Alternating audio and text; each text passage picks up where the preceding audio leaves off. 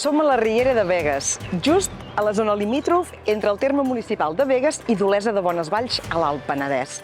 La nostra història d'avui comença a l'Hospital de Cervelló, a Olesa. Diuen que allà hi havia Santa Marta guapa, xerida, bonica, atractiva, i es veu que Sant Cristòfor, que era el patró de Begues i la Granada, sempre transitava per aquests vorals. I un bon dia es van veure i es van agradar prou com per començar a tenir una relació. Què va succeir per això?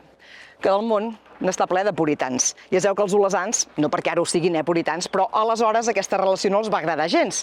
I un mal dia van començar a perseguir a pedrades amb el pobre Sant Cristòfor. Sant Cristòfor, però, heu de pensar que era un home gros, corpulent. Va començar a fer gambades d'aquelles llarguíssimes.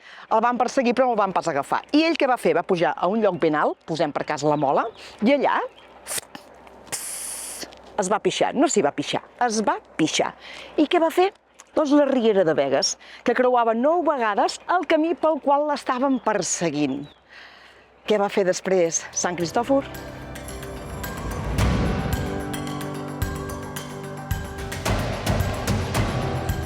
Doncs el que va fer Sant Cristòfor és ben senzill. Després de córrer i córrer, estava ben cansat. I què va voler fer? Reposar una estona. I on? Aquí.